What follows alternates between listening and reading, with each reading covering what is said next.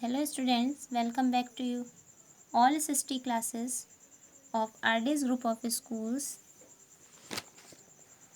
This video is for class 8th and today I will continue this chapter number 2, land, soil, water, natural vegetation and wildlife resources in geography. Student, we discussed about landslides in a previous day and also a soil formation.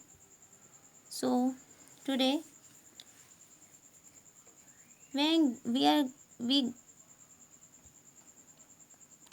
today we start next topic. We will start next topic, degradation of soil and conservation measures. Means degradation of soil. Students, do you know about soil degradation or degradation of soil? It means that it is a physical, chemical and biological decline in soil quality is called soil degradation. And also how to conserve with these measures and so let's start this chapter. Soil erosion and depletion are the major threats of soil as a resource. Soil erosion means जब soil Eros होने लगती है, कटने लगती है. Depletion means कम होने लगती है, डिप्लीट होती है. तो ये मेजर थ्रेट्स हैं सॉइल के जो एज अ रिसोर्स हम देखते हैं. Both human and natural factors can lead to degradation of soils. तो both human and natural factors दोनों ही इस सॉइल को डिग्रेड कर सकते हैं. Factors which lead to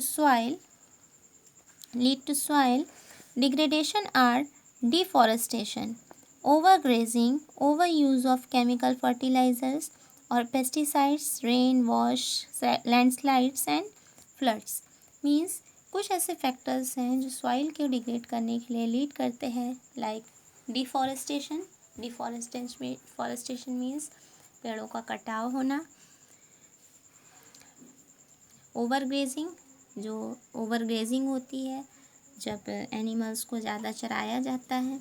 over use of chemical fertilisers का यूज़ होना, पेस्टिसाइड्स का यूज़ होना. रेन वॉश होना मीन्स रेन से भी सॉइल जो होती है वो डिग्रेड होती है. लैंडस्लाइड्स का होना, लैंडस्लाइड्स जो हमने पढ़ा था मीन्स स्लॉप्स जो होते हैं इसके खिसक जाते हैं, लैंड जो होती है खिसकने लगती है. And floods also. Now some methods of soil conservation are listed below. तो कुछ ऐसे मेथड्स हैं जिनसे हम इन कंडीशंस के थ्रू सॉइल को कंजर्व कर सकते हैं. So they are some methods of soil conservation like mulching, contour barriers, rock dam, terrace farming, intercropping, contour plugging, shelter beds, etc. So first of all we talk about mulching. Students, mulching, do you know about mulching? It is the bare ground between plants is covered with a layer of organic matter like straw. Okay, तो जब ये ground होता है तो पूरा ये किससे ढक दिया जाता है? ये घास से, ग्रास से ये क्या कर देते हैं, इसको कवर कर देते हैं, ढक देते हैं. ओके क्लास, जब ढक देते हैं तो इससे जो सॉइल का मॉइस्चर होता है वो रिटेन करने में हेल्प करता है. कॉन्टूर बैरियर्स क्या है? कॉन्टूर बैरियर्स इज कन्फिग्रेशन और conformation. Means stones, grass, soil are use to build barriers. अब इन बैरियर्स को बनाने के लिए सॉइल का स्टोन्स का, ग्रासेस, सॉइल, इन सब का यूज़ किया जाता है इन बैरियर्स को बनाने के लिए. Trenches are made in front of the barriers to collect water. और कुछ ऐसे ट्रेंचेस बनाए जाते हैं उसी बैरियर के सामने जहाँ पर वाटर को कलेक्ट किया जाता है. Okay class, now next method is rock dam. Rock dam क्या है class? Rocks are piled up to slow down the flow of water. जो रॉक्स होती हैं वो पाइल्ड अप की जाती हैं जिससे कि वाटर का जो फ्लो है वो थोड़ा सा स्लो हो सके. This prevent gullies and further soils loss. तो छोटी छोटी गलीज बना दी जाती हैं, मीन्स जिसे हम नालियाँ कहते हैं, ओके, जिन्हें हम कहते हैं ना मेड़ के पास से चीज़ें बना देना, तो जिससे कि वाटर जो है वो जा सके, स्लोली जा सके। तो इस तरह से गलीज प्रिवेंट कर दिए जाते हैं। तो next one is terrace farming. Terrace farming क्या है? ब्रॉड फ्लैट स्टेप्स और terrace as made up steep slopes so that flat surfaces are available to grow crops. अब देखिए टेरेस फार्मिंग क्या है, हम देखते हैं ना स्टेयर फार्मिंग्स होती हैं, मीन्स जब हिली एरियाज़ होते हैं तो वहाँ पर प्लेन या फ्लैट एरिया नहीं होता है, इसे फ्लैट बनाया जाता है। इन्हीं स्लॉप्स में क्या किया जाता है, जिसे हम स्टेयर्स फार्मिंग कहते हैं या टेरेस फार्मिंग कहते हैं, ये सीढ़ीदार खेतों में इसे चेंज कर दिया जाता है। Okay class. और फिर they reduce surface run of soil erosion. अब इससे भी क्या होगा, इससे भी सॉइल जो होगी वो इरोज नहीं हो पाएगी। Intercropping, what is intercropping?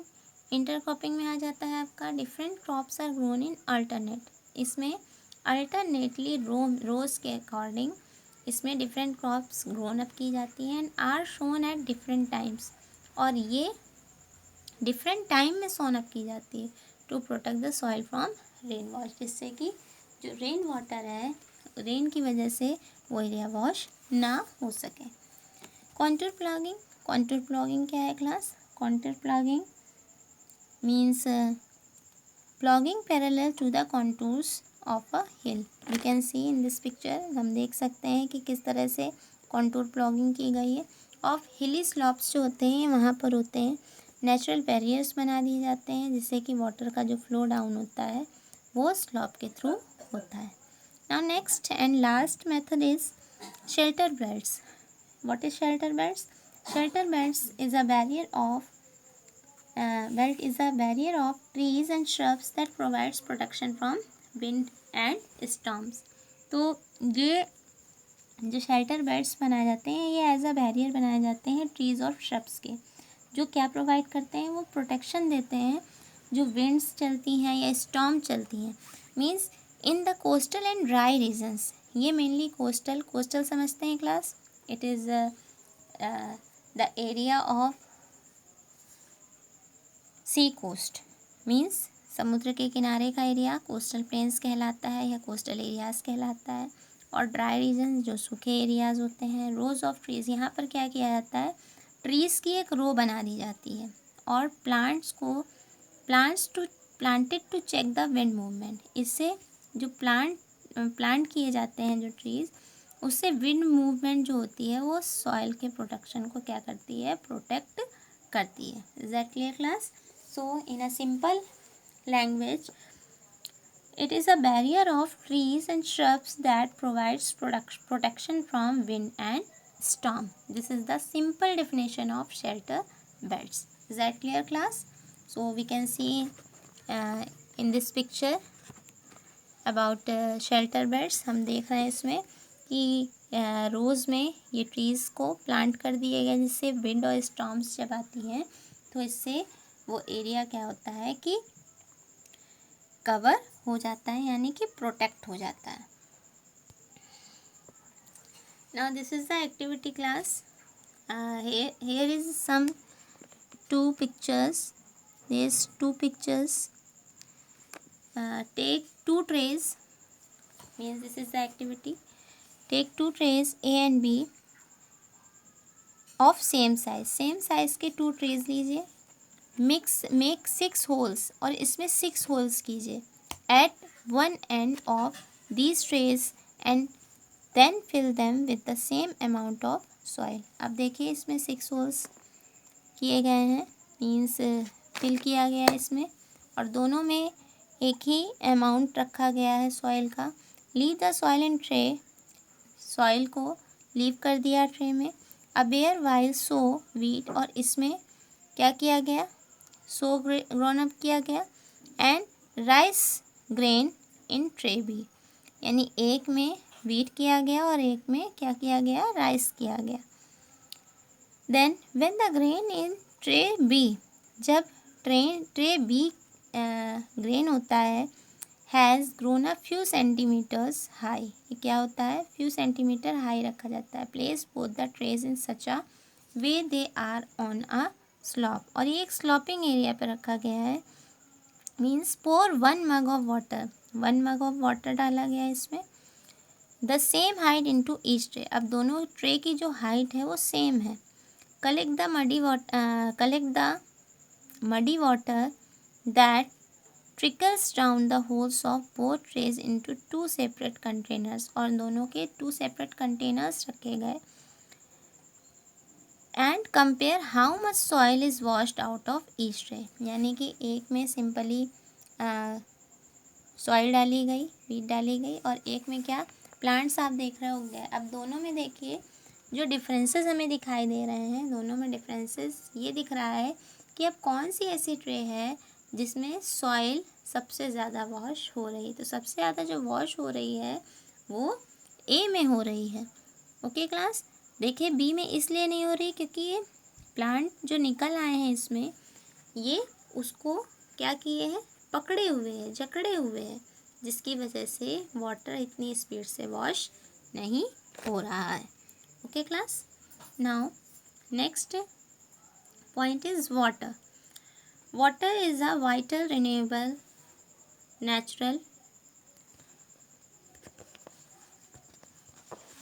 Natural resource.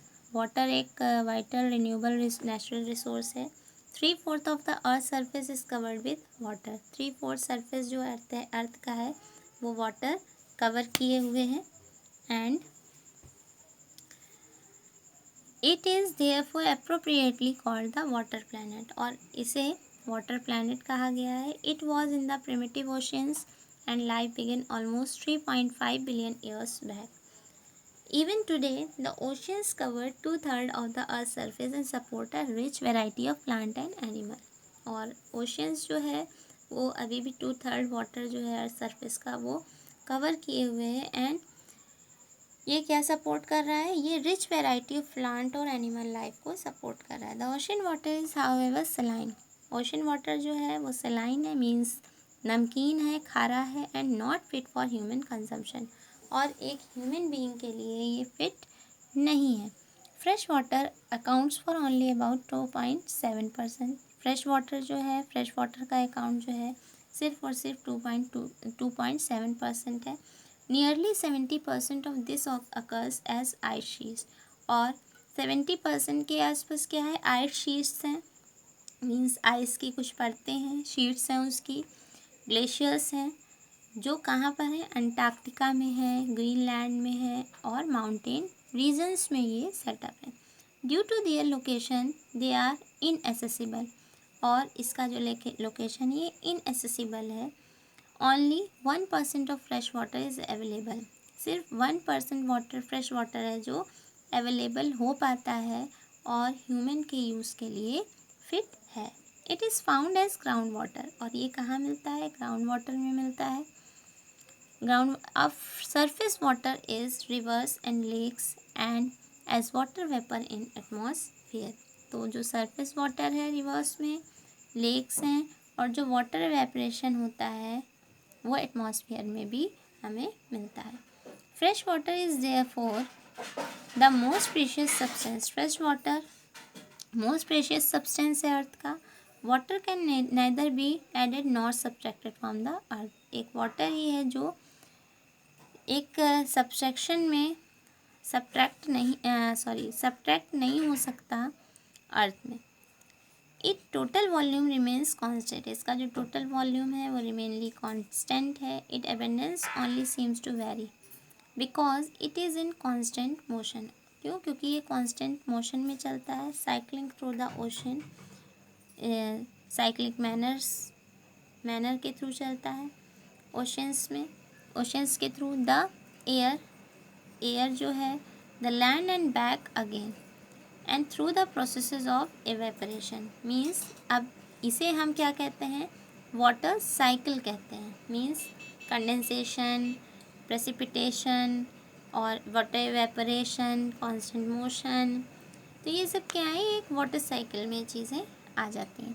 So do you know about do you know class, in 1975 the consumption of water for human use was 3850 cu kilometer. It soared to more than 600 cu kilometer year in the year 2000. And also the dripping tap wastes 1200 liters of water in a year. Is that clear, class?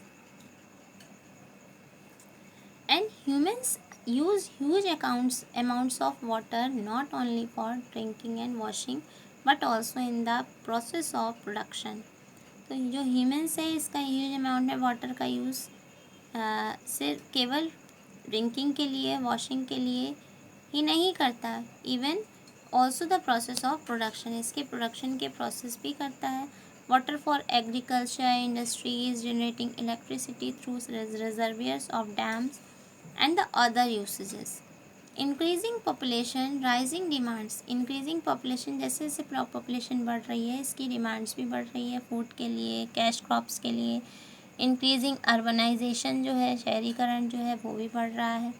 And rising standards of living, जो living का standard है वो भी rise up हो रहा है. And major factors leading up to shortages in supply of fresh water, either due to drying up of water, sources of water pollution. So this is the chart and this is the also the activity. And average urban Indian uses about 150 liters of water every day for कैसे drinking के लिए पर person per day 3 litre का use कर रहा है, cooking के लिए 4 litre, bathing 20 litre, flushing 40 liter, washing clothes 40 liters, washing utensils 20 liters, gardening 23 liters. So all total amount is 150. So can you suggest some ways to bring down this amount? तो क्या आप ये suggest कर सकते हैं कि जो अमाउंट है ये कुछ वेज में कैसे लिया जा सकता है? So I hope everybody have understood this topic about water and soil formation and how to conserve. With these methods we also discussed in this topic. So students, please watch video carefully. Thank you and have a nice day everyone.